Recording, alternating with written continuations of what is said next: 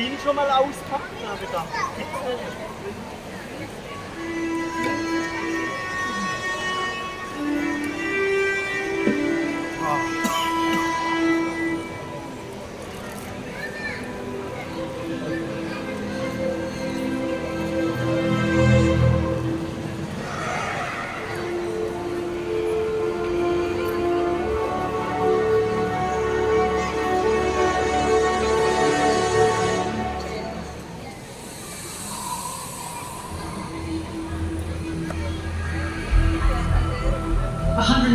Million years ago, the first birds appeared on our planet.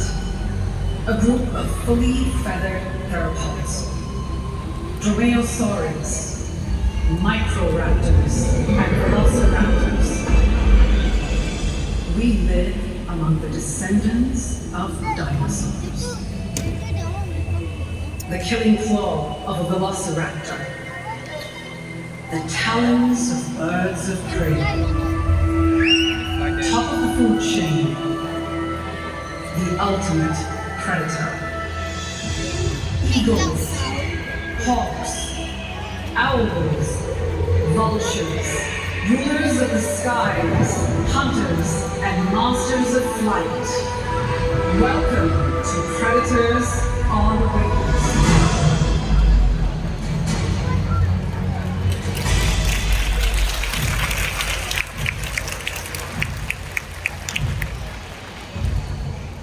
Very good. Well, afternoon to you, ladies and gentlemen, boys and girls. So, how's everyone feeling today? Feeling good?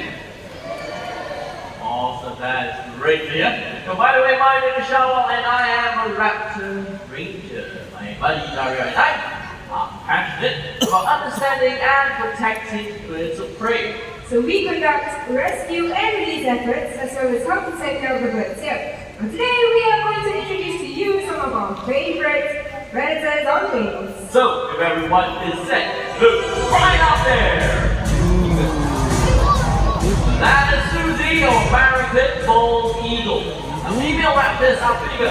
And bigger than else, she is ill-accepted. Here she comes! And Susie has been with us for almost 25 years. The beaks and tusks are huge, making her an adventure huntress.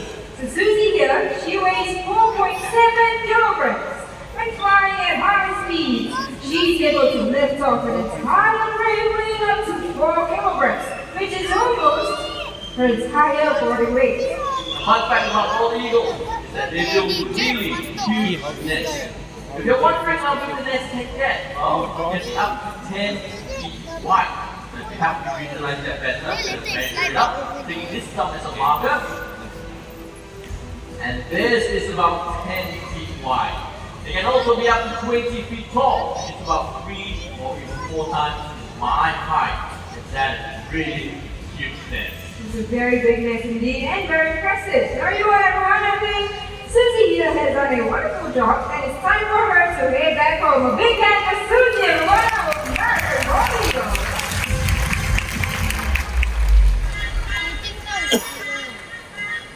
Dario, did you hear that? You know what? That call. Oh, that's a familiar call. Perfect.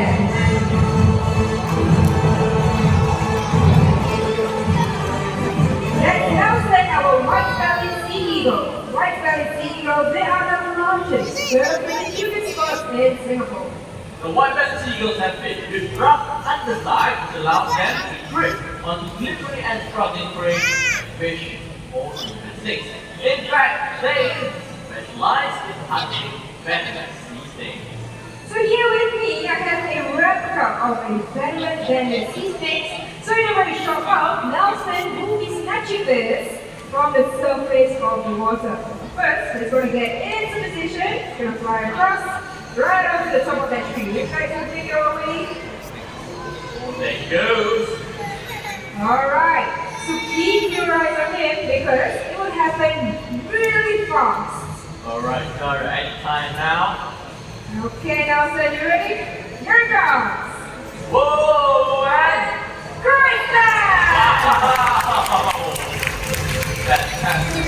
And now I'm pretty sure that happened. Well, not to worry, we have a replay right on the screen. And look at that trick. Wow, that was an excellent set. Let's give it up again for Nelson, everyone. Now that's why the White-bellied Sea Eagle is actually my favorite bird that you can spot in Singapore. Well, there's another raptor that you can watch that's circling around in Singapore as well. And that is the browning kite. Let's welcome Sapphire! Here we go, and whoa! Hi!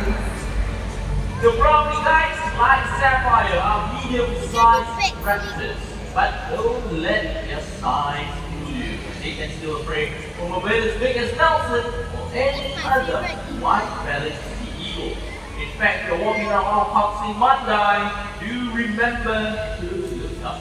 You might be able to spot a couple of browning kites circling around, or perhaps a white-bellied sea eagle as well.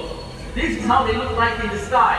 On the left is the browning kite, the white-bellied sea eagle, to the right, the browning kite. So it's easy to spot the differences between these two birds. First would be the size, and then the coloration, last but not least, the shape of their wings. So white-bellied sea eagle, they have a V-shaped wing with a wedge-shaped tail. As for the brownie kites, they have F-shaped wing with a U-shaped tail.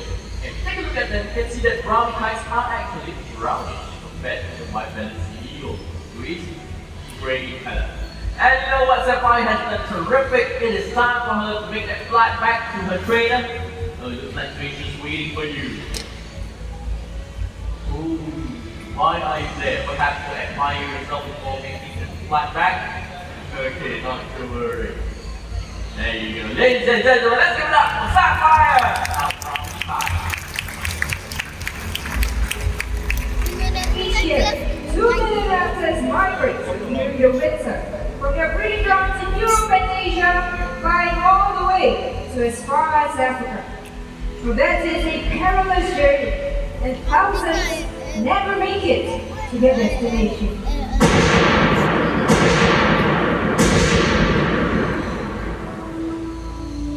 Thousands around the world are killed for sport. So we need your help to save and protect these birds. Or our skies will soon be empty. The birds of prey are vital to the health of our planet. They help to remove all sick animals as well as help to get rid of pests. So one bird in particular helps us with pest control. And that bird would be the owl. And the rodents stay quiet. Never hear them coming because owls, they are the monsters of silent flight. So joining us on stage we have Martin and Aya, our Malay fish owls. Dara mentioned something about silent flight, right? That's right. Well, the reason they're able to do so is owls have soft edges and tip of their feathers, owls add turbulence and add noise, making them silent and invisible.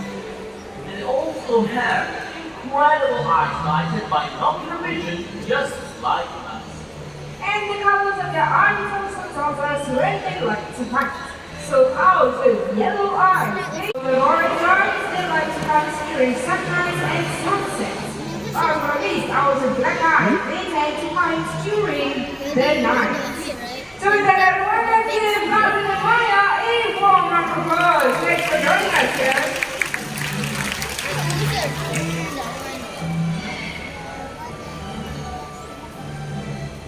Oh, earlier on you have seen passive flight maneuvers by Susie, Sapphire, even Nelson.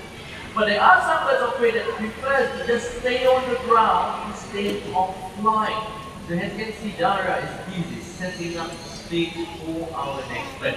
Now while taking a stroll, these birds take the opportunity to forage for their prey on the forest floor.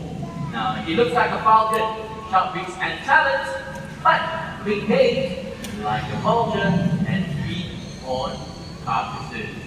So coming from south and Central America, let's welcome Raul, Southern Crested Caracara.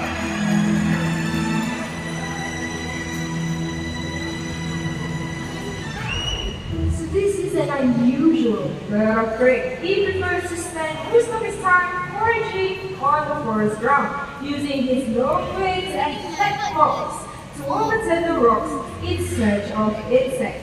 Now sometimes when he comes across large tree barks, he will even use his beak to flip them over. So he raises the tree bark over there. Can I try the tree bark roll? Oh. Okay, anyways, he reads nests and even steals food from other birds. Now as Shawal mentioned, he actually behaves like a vulture. So when you come across a large carcass with lots of vultures feasting on it, you'll even find some crested caracara in the mix. Now if the insects that he is foraging for were to take off and fly away, some crested caracaras are able to make vertical flights into the air to catch them just like this. Impressive? No? Ooh. Really need to see that again, Daria. Okay, Raul. Not very good. Raul, let's try higher! That's much better, but it's unfair. What do you do? That's like getting personal. Let's do the one on this, alright? So Raul, how about you join me right here? Here you go. Isn't he adorable? And here we go! Awesome! Well done! And Raul, it's time for you to head back to your cave. And of course, flight pad. Ladies and gentlemen, a big round of applause once again for South Crested Caracara. So as Dara mentioned earlier, even South Crested Caracaras are able to enjoy the carcasses. However, they will rely on the bigger birds to tear it further down. Birds like vultures. That's right, vultures are widely misunderstood birds. When you watch TV, they are portrayed as evil, circling in the skies, always music, and a sense of impending doom. So we are here to tell you the real story. Vultures, they use columns of air to fly and fly as they search for dead animals using their sense of sight and smell.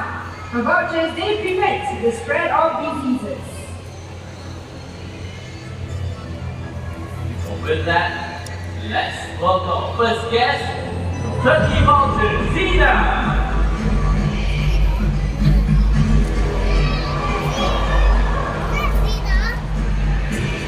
They can be found in the Americas and one of the few birds that are widely smell. So this means that the turkey vultures are usually the first to the scene of a carcass. Now other vultures would follow suit, but the other vultures would be doing the hard work of ripping apart the tough skin of the dead animal. The fun fact about Turkey Vultures is that their stomach acid is acidic as car batteries. It allows them to digest the part of the carrion itself. And looks like it has done well, and it's time for her to make it fly back all the way to the Amphitheatre. Big round of applause for Turkey Vultures!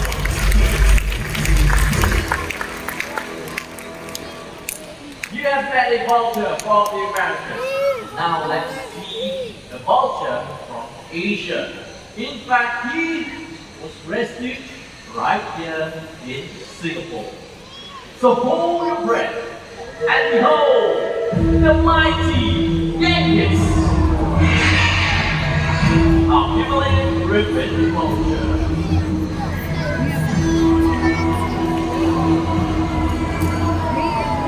Now allow me to share a story about Yankees. Back in 2005, a young Himalayan ribbon vulture began his journey from the Tibetan plateau down to Thailand for the winter. Now along the way he got lost and ended up in Orchard Road in Singapore. He was extremely weak and too exhausted to continue his journey. So we brought him back to BirdParadise and nursed him back to health. Unfortunately, Genghis suffered an injury which prevents him from being released back into the wild. So he is now a very special member of our raptor family. And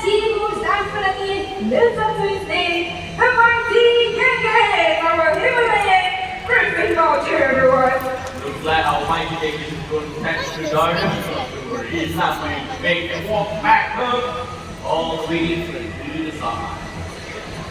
Ooh, look at the massive wingspan, everyone. That's so 2 meters wide. Alright, everyone, eyes on the street. And that seems like a scene of chaos. A bunch of pretty birds competing and stripping the last carpet down. Boom. But vultures, they are a social species and they respect their place in the pecking order. So when vultures gather, there is a feeding protocol. So let's welcome our next guest to the feast, the African white-bellied vultures.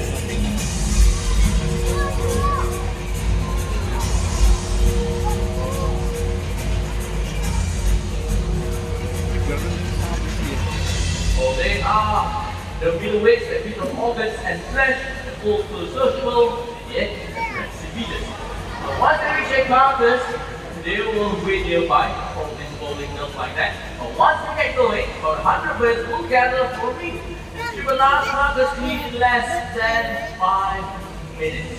The one widely found in Africa. They are now critically endangered, disappearing, and an alarming rate. So ladies and gentlemen, we have another scavenger joining us on the carcass. That is the marble stork from Africa.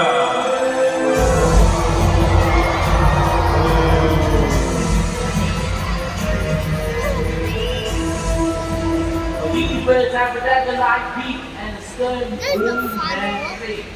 They cooperate and coexist with vultures, joining them in the feast. Ladies and gentlemen, boys and girls, about 11 species of vultures in Africa lead up to 70% of the continent's area.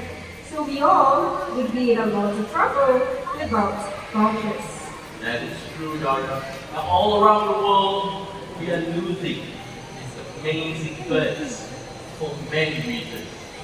Poison carcasses, deforestation, electrocution, and superstitious beliefs.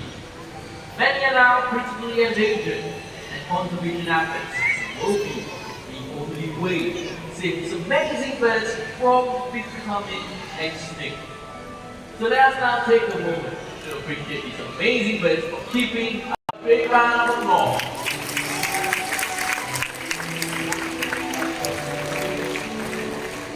Today you met raptors and scavengers, the escapes of the skies and the workers all about us. But they are a part of our ecosystem, a part of our planet. And if we lose them, we would be losing a part of our family. So thank you very much for coming down to our presentation, and let us all learn to live in harmony with all predators on wing.